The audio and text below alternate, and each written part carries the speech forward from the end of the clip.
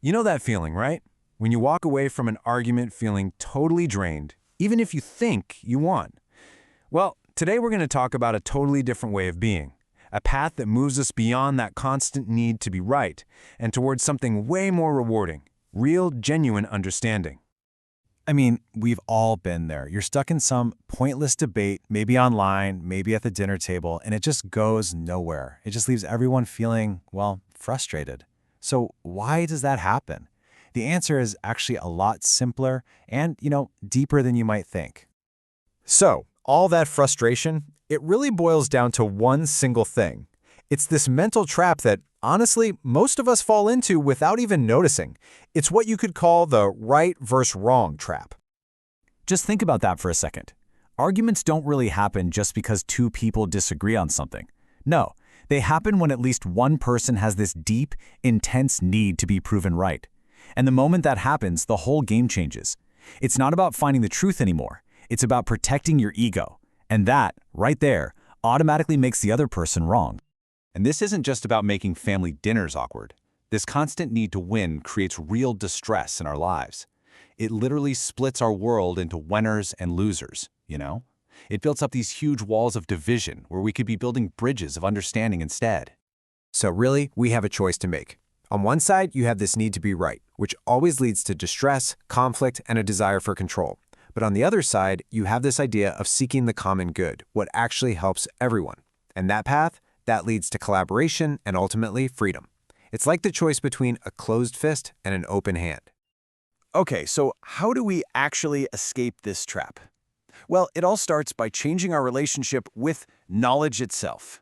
We need to stop seeing it as a weapon to win arguments and start seeing it for what it is, a shared tool for building something better together. Let me give you an analogy. Imagine a scientist discovers a vaccine for a truly deadly illness. I mean, what a huge achievement. It could save millions of lives. It's a gift to all of humanity. Now, what if that same scientist turned around and decided to hoard it? If they locked it away and said, nope, this knowledge is mine, I'm the only one who's right about how to use it. I mean, that sounds completely absurd, right? Because it is. It's not just selfish, it goes against the entire purpose of the discovery. And that's really the whole point. Knowledge isn't some possession that you own and hoard. It's a tool. It's like a hammer. Anyone can pick it up and use it to build something amazing, but only once they understand how it works. Okay, but if knowledge is a tool, then just being told how it works isn't really enough, is it? You have to learn how to use it for yourself. And this brings us to a super important distinction, the difference between just believing something and truly understanding it. So the real goal of learning isn't just to collect a bunch of beliefs that other people have given you. No, it's about a much deeper, more personal process. Think of it like the difference between reading a recipe and actually cooking the meal. You've got to get your hands dirty with an idea. You have to work with it until you can see and taste and feel the truth for yourself. That is where real wisdom starts. Now, the source material for this explainer uses a pretty blunt term for the opposite of this.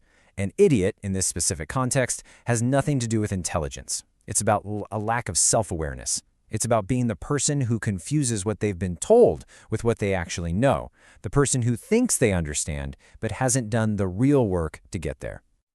All right, so we've talked about the trap, we've talked about the mindset shift we need to make. But how do we actually bring this into our day-to-day lives? This is where things get really practical. This is the path of self-understanding. And you know what? The daily practice is surprisingly simple.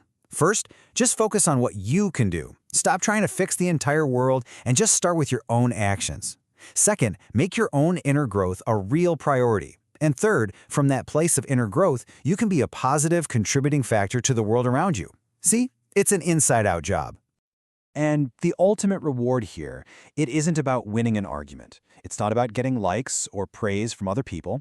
It's something so much deeper than that. It's a profound internal sense of peace. It's about feeling genuinely good about who you are and what you do. And that feeling is completely independent of anyone else's approval. So this is the one question this whole journey really leads to. It's not about being perfect. It's just about making progress. So forget about trying to win the next argument. Instead, just ask yourself this one simple thing. What can I do today to be a better human than I was yesterday?